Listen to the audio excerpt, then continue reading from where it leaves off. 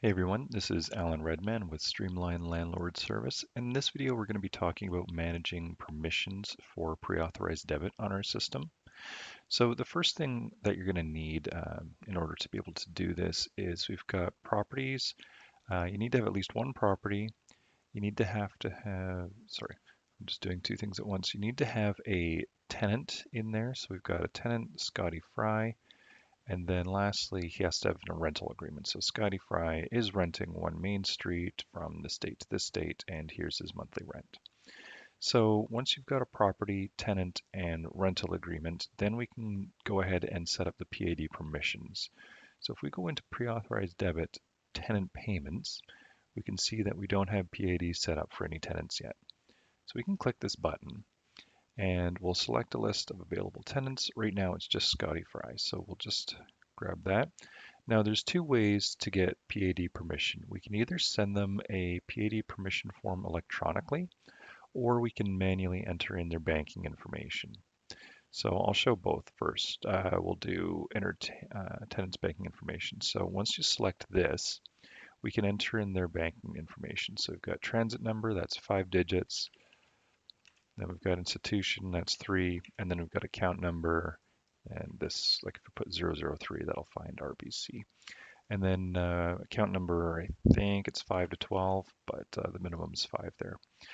And what you need to do now is you'll have to upload your PAD permission file. So this is going to be a PDF, and that would be a file which states explicitly that you have permission to withdraw funds from their account.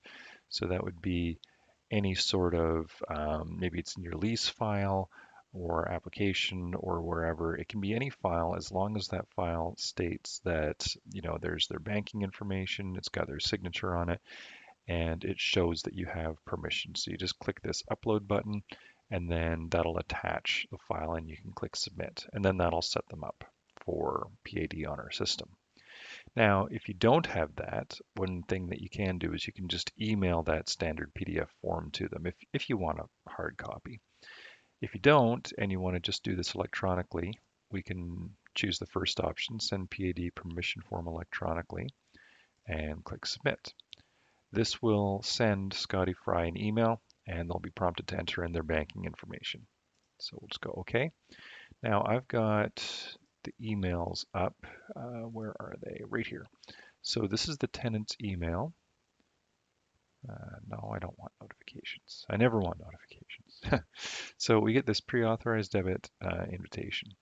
So this is as the tenant. The tenant clicks this. They can see that the landlord, Jude Archer, that's just what I named the landlord, is using Streamline confirm banking information. So they go ahead and click here and they can see their name, their email, so they can then enter in their banking information. So we'll just do that. And then check to allow Acme Rentals to debit their bank account. And lastly, you can view, as a tenant, you can view authority to debit details. So if you click this, they can see that your business name is Acme Rentals. That's the address, that's the email address. Here's your financial details. This is the authorization that they are explicitly giving you permission, payment frequency, amount, type of PAD, residential. So when we created a rental agreement, you set whether it's residential or commercial. So that'll show up there. And then there's a cancellation policy. So in Canada, they legally do have recourse and reimbursement rights, as well as the ability to cancel and rescind that permission. So they are able to do that. So they kind of get a little bit of information on that as to what their rights are. And then you just click give permission.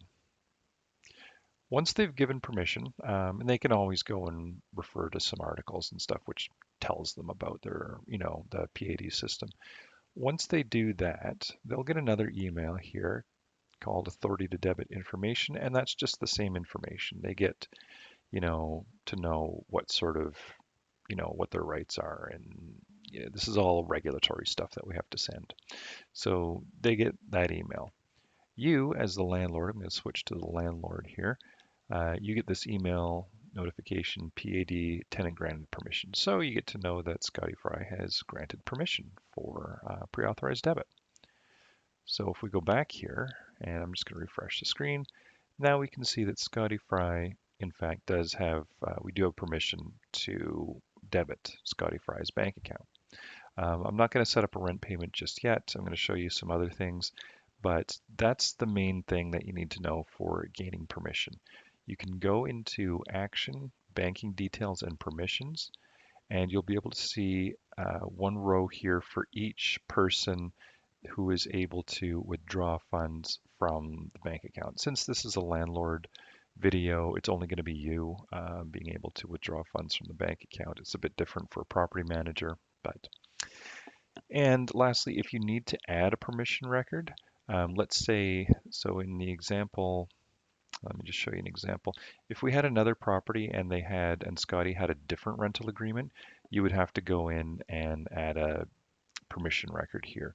The main reason is permission records are tied to rental agreements. So if Scotty ends up with another rental agreement, maybe he's leasing a different unit from you or something, you're going to have to go in here and add a new permission record.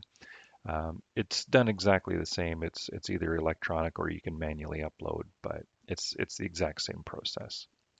But just so you're aware, that's not a very common situation. So if you do need any help with that at all, just reach out to us at support@streamlinels.com. And I'm going to end the video there. But yeah, again, if you have any questions or need any help on that, please feel free to reach out to us. Thanks very much.